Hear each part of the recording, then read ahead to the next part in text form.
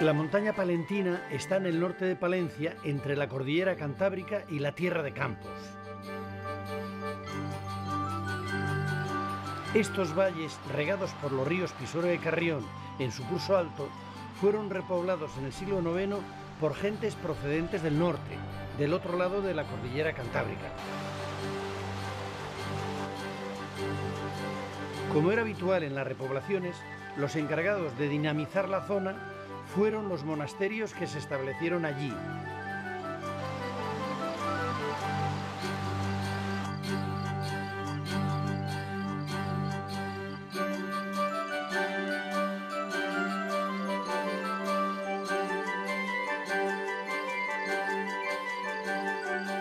Tres siglos más tarde, en el último tercio del siglo XII, gracias al buen gobierno del rey castellano Alfonso VIII, se produjo en estas tierras un periodo de gran expansión económica. El optimismo que provocó este despertar económico desató una fiebre constructora que llegó hasta las aldeas más pequeñas de estos valles.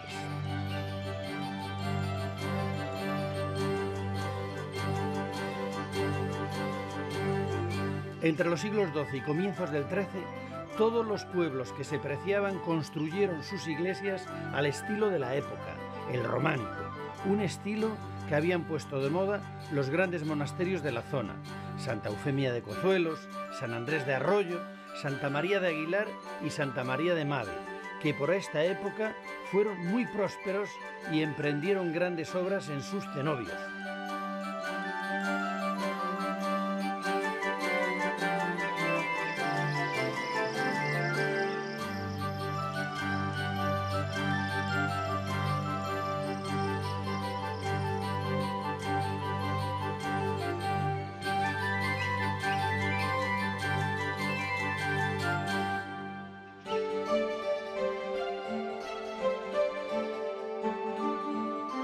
En la montaña palentina quedan más de un centenar de iglesias románicas, la mayor parte de ellas rurales, así como 4 monasterios y varias ermitas.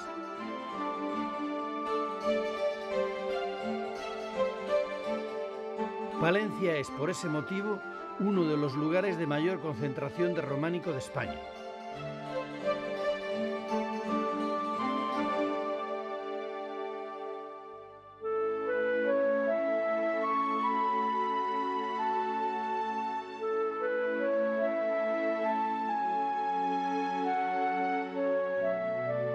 Acabado su momento de esplendor, todo este territorio quedó como paralizado en el tiempo y ajeno a los nuevos estilos arquitectónicos, que apenas tuvieron allí implantación.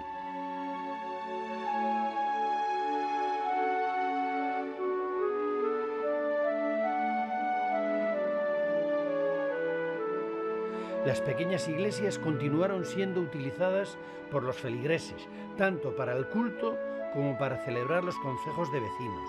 Eran la casa colectiva. Gracias a esto se han mantenido vivas y en pie.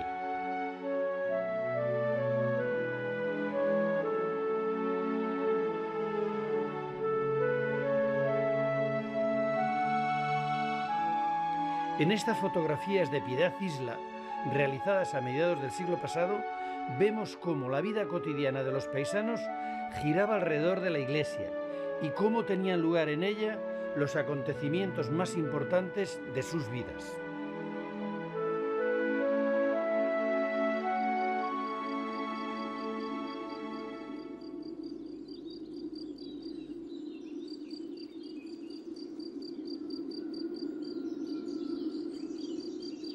La puesta en valor de este rico legado románico es relativamente reciente.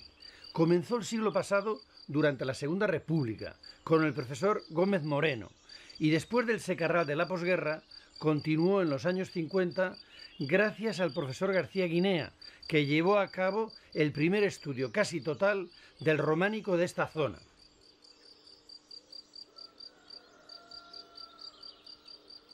Profesor García Guinea, Miguel Ángel, ¿cuándo empiezas a interesarte por el románico de Palencia? ¿Qué año? Pues en 1948, una cosa así, 1948.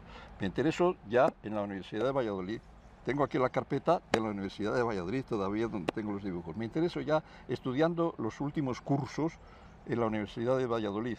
Yo, que venía aquí a Palencia un mes a pasarlo con mi hermano, que era notario de Cervera de Pisuerga, pues entonces yo empecé a ver que no estaba estudiado el románico en Palencia. Que, resumiendo, me interesó porque me gustan enormemente dos cosas fundamentales para mi vida y, por lo tanto, ¿por qué voy yo hacia el románico? Primero, porque me encanta el paisaje. Me llena completamente la visión de un paisaje natural. El sol, los ríos, entonces los ríos estaban completamente limpios y yo me bañaba de iglesia en iglesia, me bañaba a lo mejor en los pozos de Pisuerga o en los pozos de sus afluentes, según. Y entonces todo eso tenía paisaje, tenía historia, tenía poesía, tenía todas las cosas que para mí eran fundamentales en esos momentos. Ten en cuenta que entonces tendría yo 25 años y entonces está uno en potencia fundamental para sacar la mejor parte de la vida. ¿Nos enseñas un poco? Sí. Vamos a ver. Que este era el cuaderno campo que llevabas. Esto que parece una pobreza... Un tesoro. Es una, Un tesoro. Sí, bueno, no, pero esto parece una pobreza, evidentemente, porque yo no podía cargar con la bicicleta y con todas las cosas, la mochila y la comida, que llevaba siempre unos bocadillos. Es decir, pura naturaleza. Pero bueno, aquí tienes, por ejemplo, sí, la iglesia, esta es a San Andrés de Arroyo. Sí. Pero vamos a ver aquí una para que se vea cómo estaban las iglesias a veces. Ay, Santa Cecilia de Vallespinoso. Caída. Una de las iglesias más bellas de todo el románico europeo. Y he visto mucho. De las iglesias más bonitas porque unía eso, unía poesía, paisaje y arte, todos juntos. Vivir así es una delicia. Yo digo, he tenido muchísima suerte porque yo he vivido divertido toda mi vida y me han pagado además. Y me han pagado para vivir. Eso os pasa a los investigadores, que tenéis una suerte. Pero me han pagado muy poco, que ahora, me han pagado con el disfrute completo de lo que esto representa para una vida de una persona que se marcha.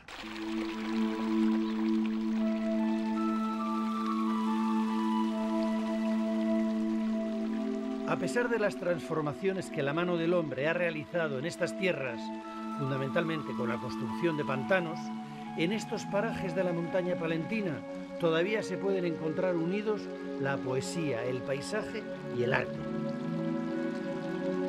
La iglesia de Vallespinoso fue restaurada afortunadamente en 1958, lo que la salvó de una ruina total.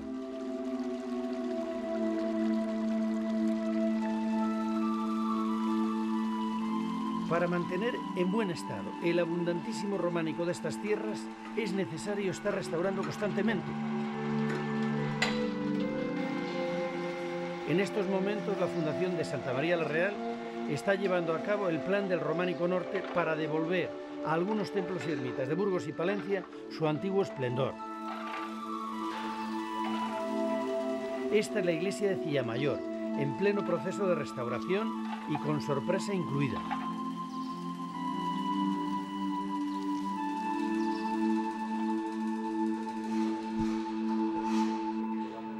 Bonito capitel, ¿eh? Ahí escondido. Bueno, Juan Carlos, ¿qué lío es este en el que estamos metidos? ¿Qué hay aquí? ¿Dónde estamos? Bueno, pues estamos en el batisterio de la iglesia de Santa María la Real de Cillamayor, ¿no? Entonces en este espacio, cuando empezamos la restauración, había una pila bautismal, bueno, pues moderna, de hormigón, que sustituía a la original románica que desapareció hace unos años, ¿no? Y esto estaba recubierto con unos paramentos de alicatado blanco, como los de los puertos de baño. Y entonces, bueno, pues nos pareció imprescindible quitar todos estos paramentos, y cuando empezamos a retirar estos paramentos de alicatado empezamos a descubrir esta portada. Os habéis encontrado con una portada con 5 arquivoltas, 6 capiteles. Historiados, románicos, ¿no? En relación al ¿De programa. qué año aproximadamente? Pues estamos hablando de muy inicios del siglo XII, ¿no? Y desde luego que para nosotros ha sido un descubrimiento de incalculable valor desde el punto de vista histórico. Y la verdad es que el contar con una portada como estas, pues nos parece que esta iglesia, bueno, pues cobra muchísimo más interés y bueno, pues creo que estamos ante uno de los hallazgos más importantes, ¿no? De esta época. Enhorabuena. Muchísimas gracias, José María.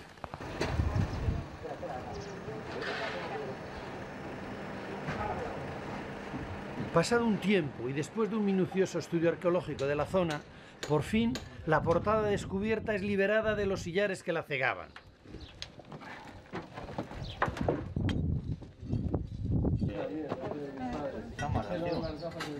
Poco a poco, las 5 arquivoltas y los 6 capiteles vuelven a ver la luz del día.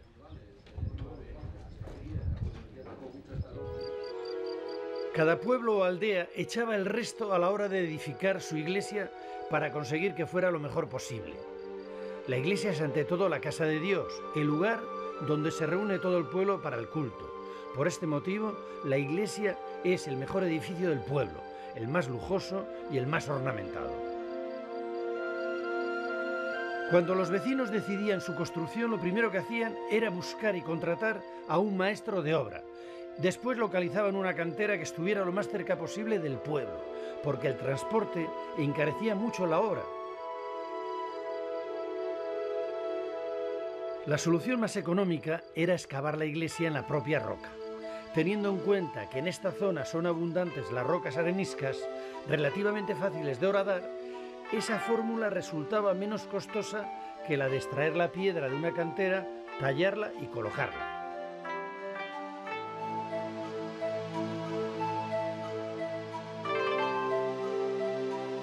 En la montaña palentina hay varias de estas iglesias rupestres.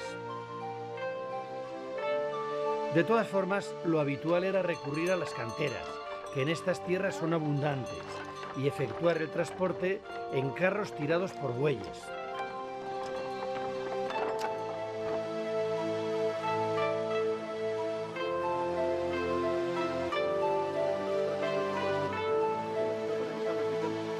Eso permite este son excepcional de la roca, claro. Bueno, hoy estamos viendo esta cantera gracias a la sequía pertinaz que tenemos este año, porque si no estaría tapada. Y por otra parte, el pantano cuando está alto ha lavado totalmente el yacimiento y se ve perfectamente cómo era una cantera en la época medieval. ¿Qué característica tiene esta cantera, Luis?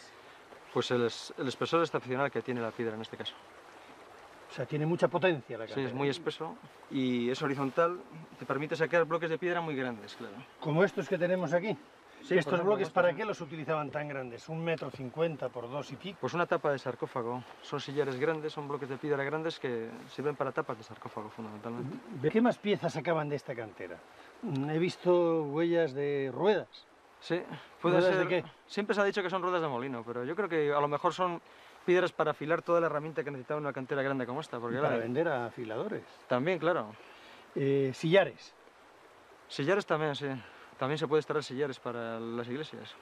Vemos perfectamente las huellas de una herramienta que está en el perímetro. ¿Qué herramienta podría ser eso? Pues seguramente será una pica de cantero, un pico como un pico normal que vemos ahora en las obras. Para acabar, van haciendo un surco alrededor que te permite luego refinarlo, meter las cuñas y extraer el bloque de piedra. Bueno, es una zona de muchas canteras y hay una especialmente cercana a San Andrés de Arroyo, de una piedra más blanca, donde probablemente trabajaron los grandes maestros canteros de la zona. ¿Qué opina de esta teoría? Sí, sí, no, estás en lo cierto totalmente, creo. Es una piedra de mucha calidad, es caliza, es diferente a esta, pero es una piedra también muy homogénea y muy blanda, muy fácil de trabajar y que te permite además una definición muy buena en el dibujo. Luego con el tiempo carbonata y endurece y la pueden trabajar hasta con trépano, por lo visto. Creo que sí, sí. Eso pudo dar lugar a un equipo que se sucedió a lo largo de años y que suministraba prefabricados de piedra prêt-à-porter para todas las iglesias del entorno. Pues sí.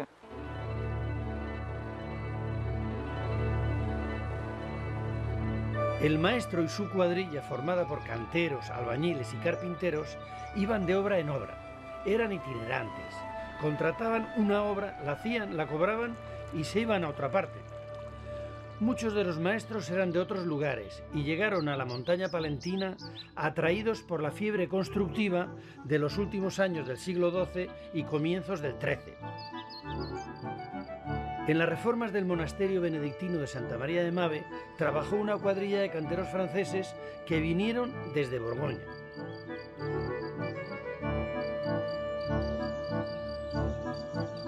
Los primeros en edificar fueron los monjes de las nuevas órdenes religiosas que por entonces se establecieron en estas tierras palentinas.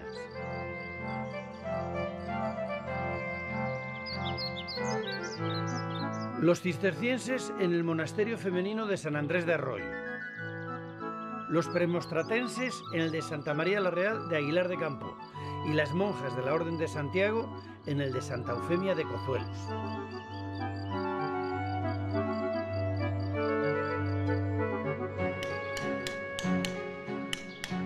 La casi totalidad de los maestros que por aquí dejaron su obra son anónimos, desconocidos, como era habitual en los artistas del románico.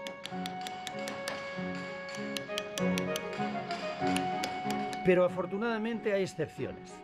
La más original está en la portada de esta iglesia de Revilla de Santullán, protegida y muy bien conservada por este portal cerrado. Esta es una obra excepcional, primero por la calidad de su talla y después por la presencia del cantero que la hizo, el maestro Miguel, que se retrató a sí mismo en plena faena.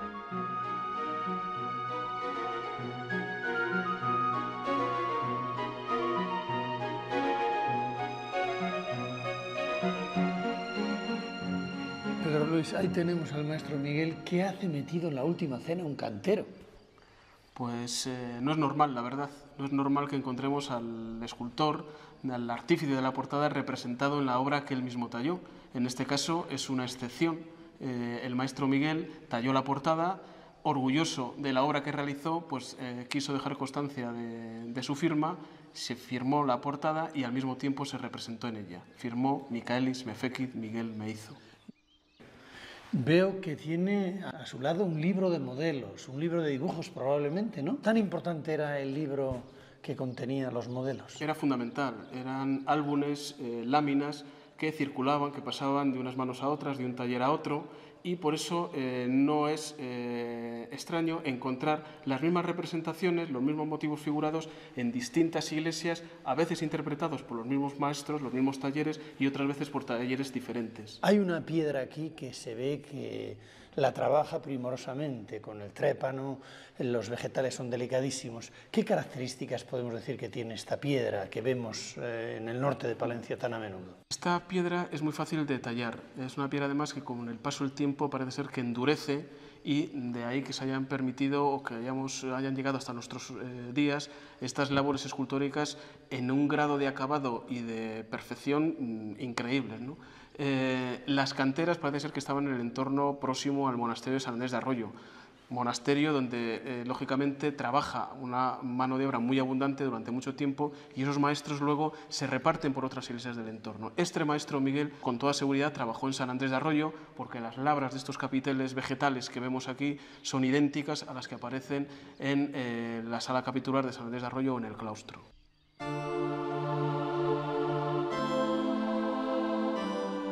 No sabemos en qué momento preciso trabajó en este monasterio de San Andrés de Arroyo el maestro Miguel, ya que las obras duraron 30 o 40 años. Aquí se dedicó a realizar sobre la piedra un variadísimo repertorio de temas vegetales.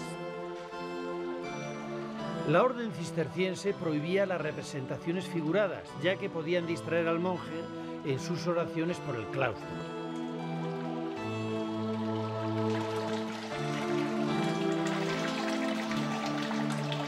El maestro Miguel también trabajó posiblemente en las obras de otro monasterio, situado no muy lejos del de San Andrés, el de Santa Eufemia de Cozuelos. Este monasterio, que en 1186 pasó a pertenecer a la Orden de Santiago, fue ampliado para albergar a la nueva comunidad de monjas. La puerta que comunicaba la iglesia con el claustro desaparecido fue realizada por el mismo taller que trabajó en San Andrés de Arroyo.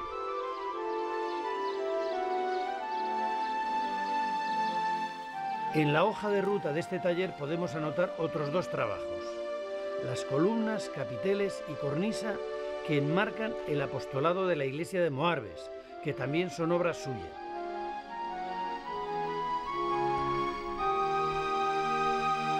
Y por último, otra que también parece obra suya, o al menos de su taller, que es una de las portadas de la iglesia de Zorita del Páramo.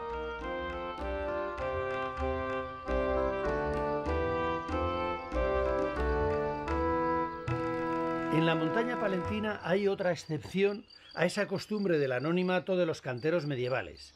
Es la de Juan de Piasca.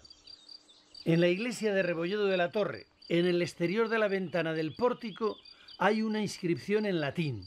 Allí, además de señalar el nombre del promotor y la fecha de la obra, indica el nombre del maestro que la hizo. Textualmente dice: hizo este portal el maestro Juan de Piasca. La fecha es 1186.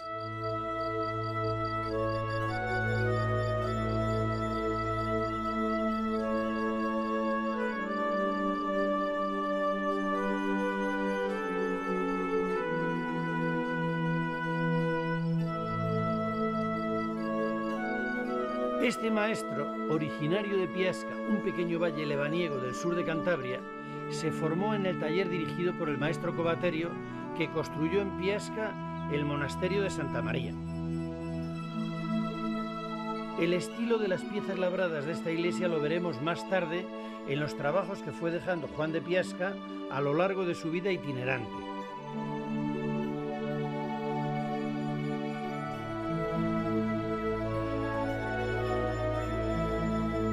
Después de construir varias iglesias en Cantabria, Juan de Piasca bajó hasta la montaña palentina.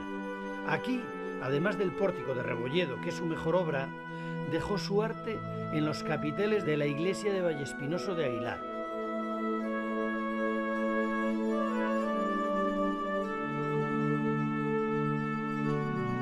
También trabajó en la iglesia de Pozancos, donde realizó una de las ventanas y los capiteles de la portada.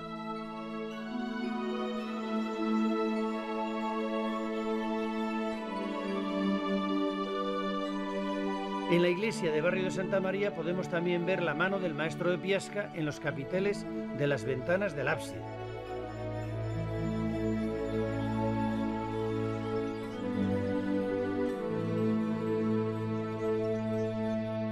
De los demás artistas que nos dejaron sus trabajos en estas tierras, no conocemos sus nombres, pero sí su obra. En el monasterio de Santa María la Real trabajaron también buenos maestros, aunque desconocidos. En este caso se les conoce por el nombre de la obra que se les atribuye. De los que trabajaron aquí en Aguilar, uno de los más apreciados por la calidad de su labra es el maestro de la matanza de los inocentes. El capitel está actualmente en el Museo Arqueológico Nacional.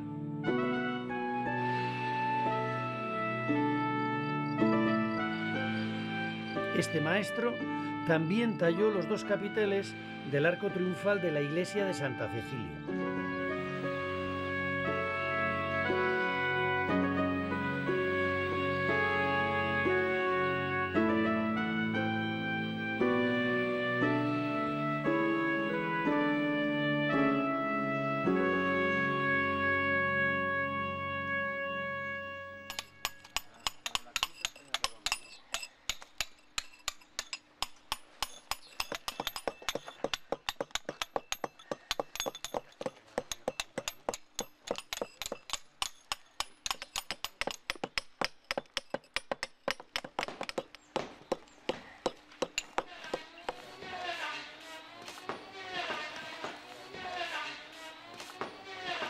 Con un poco de suerte, aún hoy, entre iglesia e iglesia, podemos encontrarnos con algún cantero ambulante.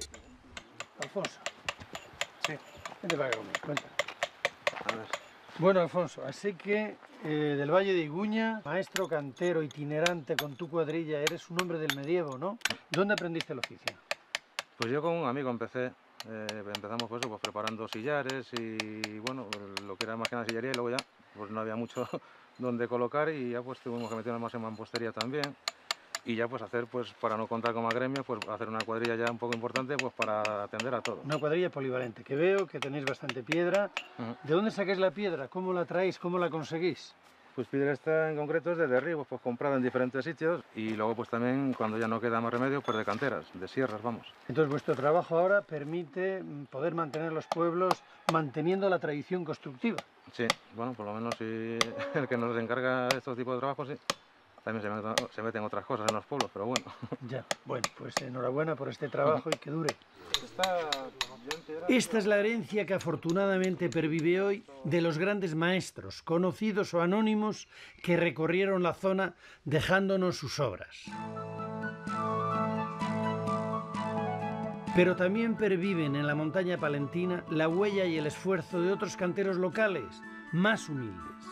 Ellos contribuyeron a aumentar la riqueza y variedad del románico rural de la zona, copiando el repertorio artístico de los grandes monasterios y traduciéndolo después a formas y lenguajes más sencillos.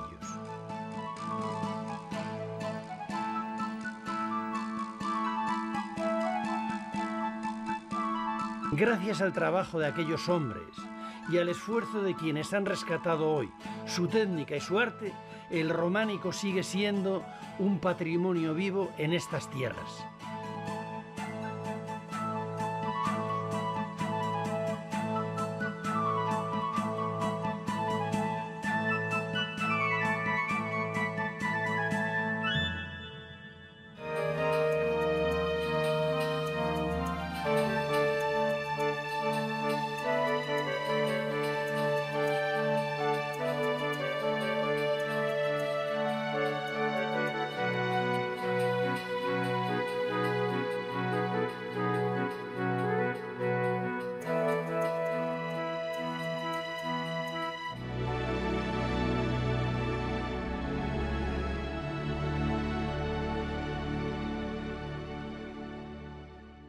Los nuevos estilos arquitectónicos, que apenas tuvieron allí implantación.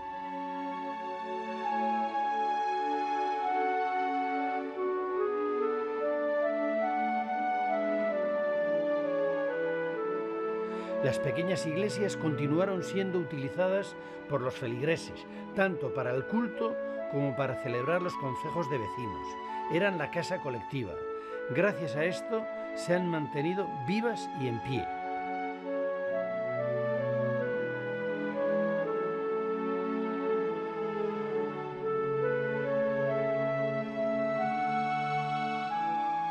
En estas fotografías de Piedad Isla, realizadas a mediados del siglo pasado, vemos cómo la vida cotidiana de los paisanos giraba alrededor de la iglesia y cómo tenían lugar en ella los acontecimientos más importantes de sus vidas.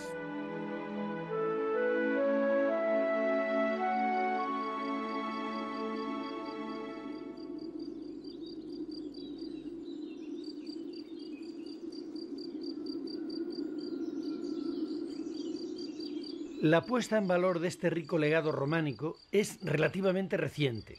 Comenzó el siglo pasado durante la Segunda República con el profesor Gómez Moreno y después del secarral de la posguerra continuó en los años 50 gracias al profesor García Guinea, que llevó a cabo el primer estudio casi total del románico de esta zona.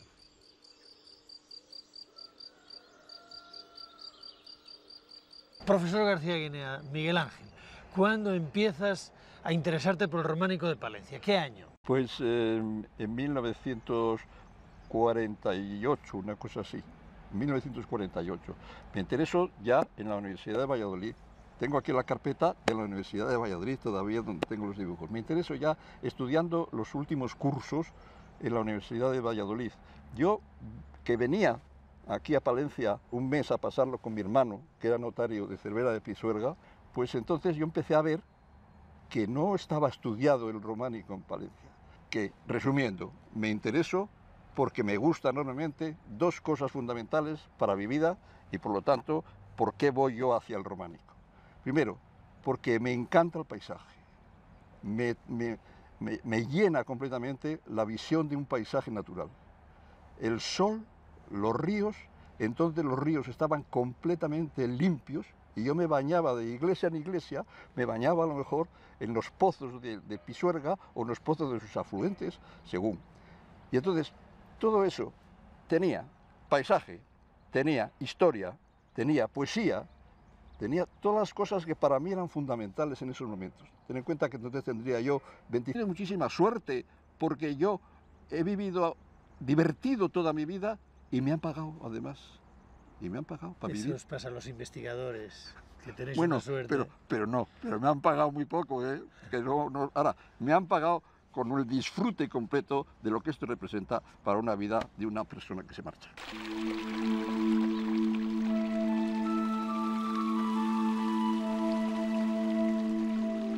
A pesar de las transformaciones que la mano del hombre ha realizado en estas tierras, fundamentalmente con la construcción de pantanos, en estos parajes de la montaña palentina todavía se pueden encontrar unidos la poesía, el paisaje y el arte. La iglesia de Vallespinoso fue restaurada afortunadamente en 1958, lo que la salvó de una ruina total.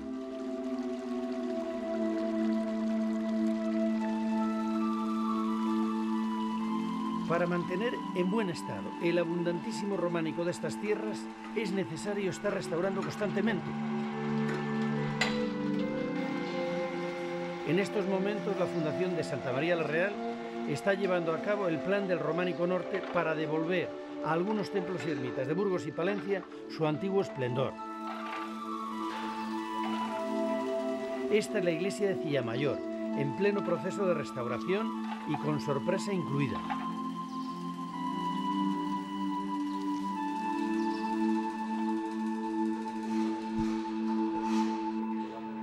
Bonito capitel, ¿eh? Ahí escondido.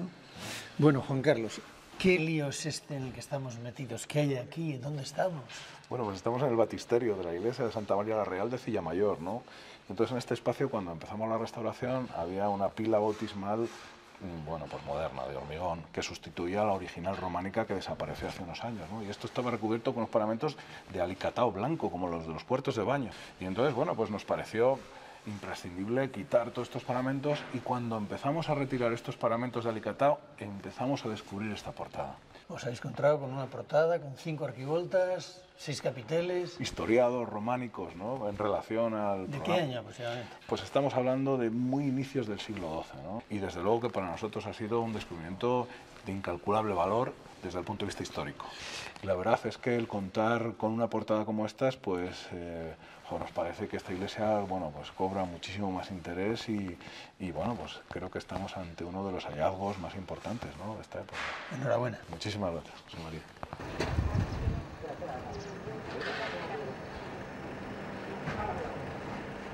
Pasado un tiempo y después de un minucioso estudio arqueológico de la zona, por fin la portada descubierta es liberada de los sillares que la cegaban. También talló los 2 capiteles del arco triunfal de la iglesia de Santa Cecilia.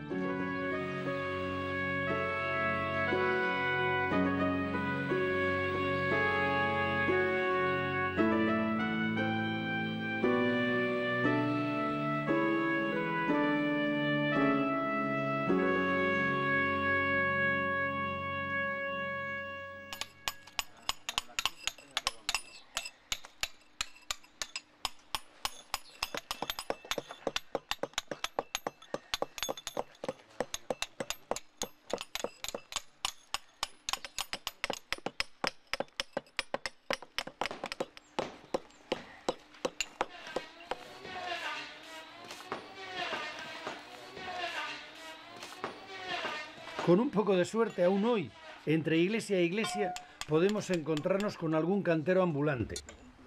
Alfonso. Sí. Vente para acá conmigo, cuenta. A ver. Bueno, Alfonso, así que del Valle de Iguña, maestro cantero itinerante con tu cuadrilla, eres un hombre del medievo, ¿no? ¿Dónde aprendiste el oficio? Pues yo con un amigo empecé. Empezamos pues, preparando sillares y bueno, lo que era más que nada sillería, y luego ya pues no había mucho donde colocar y ya pues tuvimos que meternos más en mampostería también, y ya pues hacer, pues para no contar como gremio, pues hacer una cuadrilla ya un poco importante pues para atender a todo. Una cuadrilla polivalente, que veo que tenéis bastante piedra. ¿De dónde sacáis la piedra? ¿Cómo la traéis? ¿Cómo la conseguís? Pues piedra esta en concreto es de derribo, pues comprada en diferentes sitios y luego pues también cuando ya no queda más remedio pues de canteras, de sierras, vamos. Entonces vuestro trabajo ahora permite poder mantener los pueblos manteniendo la tradición constructiva. Sí, bueno, por lo menos si el que nos encarga estos tipos de trabajos, sí. También se meten otras cosas en los pueblos, pero bueno. Ya, bueno, pues enhorabuena por este trabajo y que dure. Esta es la herencia que afortunadamente pervive hoy de los grandes maestros, conocidos o anónimos, que recorrieron la zona dejándonos sus obras. Pero también perviven en la montaña palentina la huella y el esfuerzo de otros canteros locales, más humildes. Ellos contribuyeron a aumentar la riqueza y variedad del románico rural de la zona, copiando el repertorio artístico de los grandes monasterios y traduciéndolo después a formas y lenguajes más sencillos.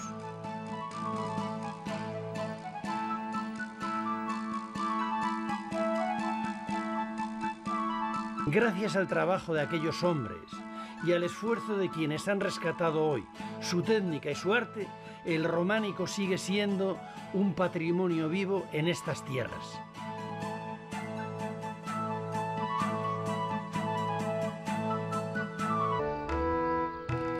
En la montaña palentina hay otra excepción a esa costumbre del anonimato de los canteros medievales. Es la de Juan de Piasca. En la iglesia de Rebolledo de la Torre, en el exterior de la ventana del pórtico, hay una inscripción en latín. Allí, además de señalar el nombre del promotor y la fecha de la obra, indica el nombre del maestro que la hizo. Textualmente dice: hizo este portal el maestro Juan de Piasca.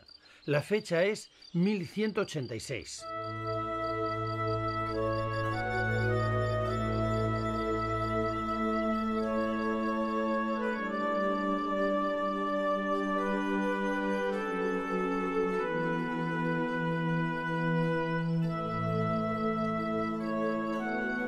Este maestro, originario de Piasca, un pequeño valle lebaniego del sur de Cantabria, se formó en el taller dirigido por el maestro Covaterio, que construyó en Piasca el monasterio de Santa María. El estilo de las piezas labradas de esta iglesia lo veremos más tarde en los trabajos que fue dejando Juan de Piasca a lo largo de su vida itinerante.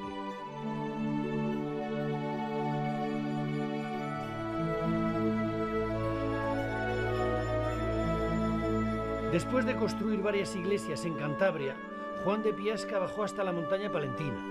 Aquí, además del pórtico de Rebolledo, que es su mejor obra, dejó su arte en los capiteles de la iglesia de Vallespinoso de Aguilar.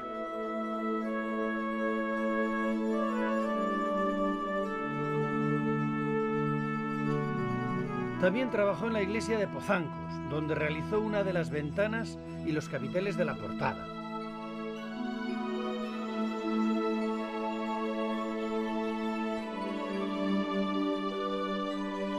En la iglesia de Barrio de Santa María podemos también ver la mano del maestro de Piasca en los capiteles de las ventanas del ábside.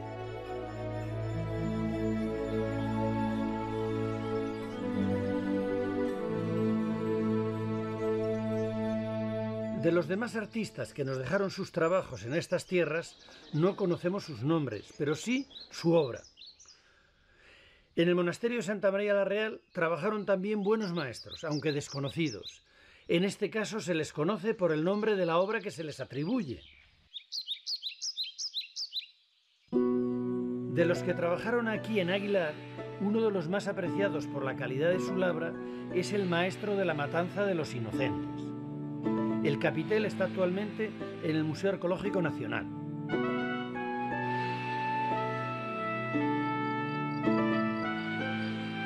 Este maestro también talló los dos capiteles del arco.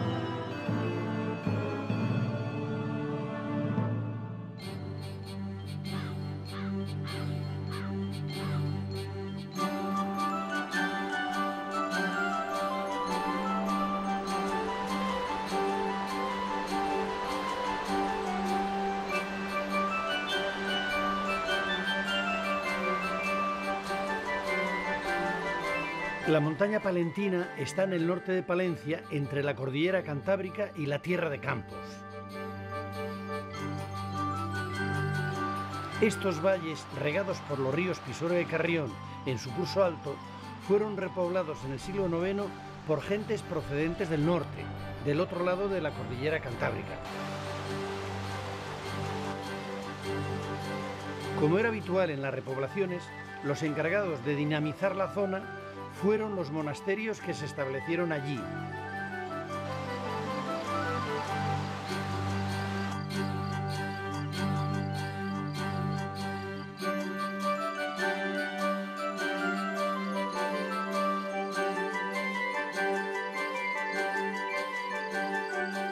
Tres siglos más tarde, en el último tercio del siglo XII, gracias al buen gobierno del rey castellano Alfonso VIII, se produjo en estas tierras un periodo de gran expansión económica. El optimismo que provocó este despertar económico desató una fiebre constructora que llegó hasta las aldeas más pequeñas de estos valles.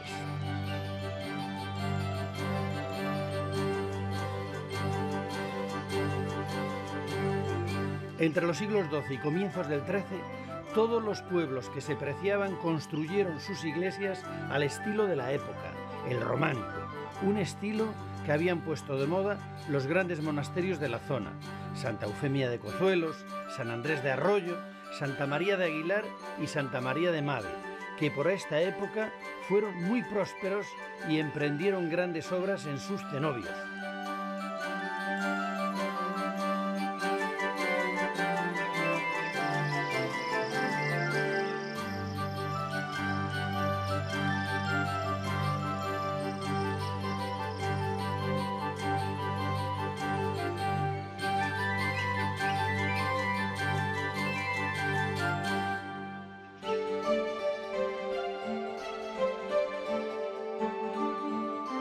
En la montaña palentina quedan más de un centenar de iglesias románicas, la mayor parte de ellas rurales, así como 4 monasterios y varias ermitas.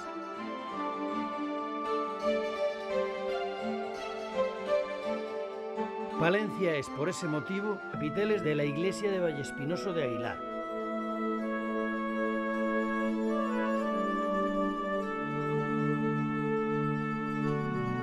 También trabajó en la iglesia de Pozancos, donde realizó una de las ventanas y los capiteles de la portada.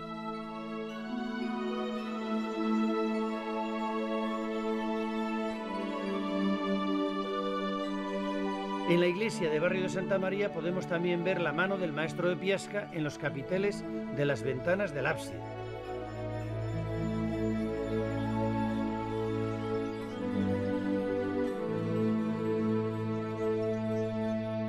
De los demás artistas que nos dejaron sus trabajos en estas tierras, no conocemos sus nombres, pero sí su obra. En el monasterio de Santa María la Real trabajaron también buenos maestros, aunque desconocidos. En este caso se les conoce por el nombre de la obra que se les atribuye. De los que trabajaron aquí en Aguilar, uno de los más apreciados por la calidad de su labra es el maestro de la matanza de los inocentes. El capitel está actualmente en el Museo Arqueológico Nacional.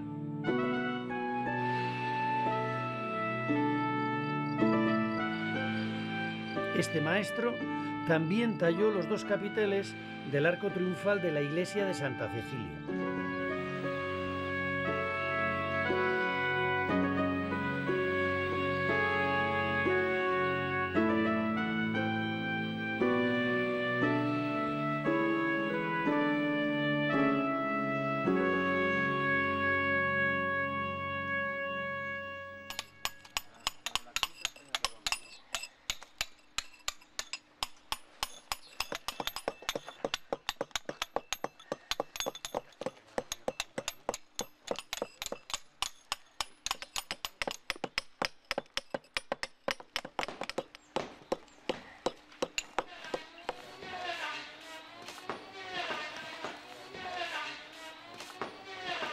Con un poco de suerte, aún hoy, entre iglesia e iglesia, podemos encontrarnos con algún cantero ambulante.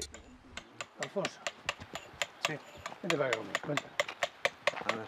Bueno, Alfonso, así que del Valle de Iguña, maestro cantero itinerante con tu cuadrilla, eres un hombre del medievo, ¿no? ¿Dónde aprendiste el oficio?